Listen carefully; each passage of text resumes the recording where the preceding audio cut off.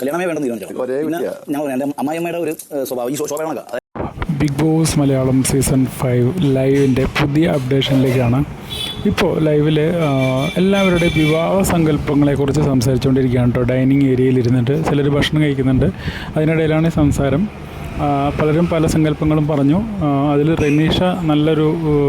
റെനീഷയുടെ ഒരു കാഴ്ചപ്പാട് പറയുന്നുണ്ട് കേട്ടോ. അതിനെക്കുറിച്ച് എൻ്റെ ഒരു വീഡിയോ ഇത് കഴിഞ്ഞിട്ട് ചെയ്യുന്നുണ്ട്.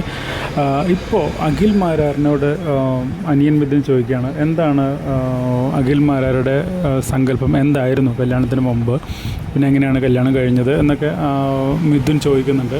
ആ സമയത്ത് നമ്മുടെ അഖിൽ പറഞ്ഞ ഡയലോഗാണ് നിങ്ങൾ ആദ്യം കേട്ടത്. വിവാഹം കഴിക്കാനേ താല്പര്യമില്ലായിരുന്നു, വിവാഹം കഴിക്കുന്നില്ല എന്ന് തീരുമാനിച്ചിരുന്ന ആളായിരുന്നു. പക്ഷേ ഒരു പ്രത്യേക സാഹചര്യവുമായി ബന്ധപ്പെട്ട് ലക്ഷ്മിയുടെ അമ്മയായിട്ട് പരിചയപ്പെടുകയും പിന്നെ ആ വീടുമായിട്ട് അടുപ്പമാവുകയും ചെയ്തു.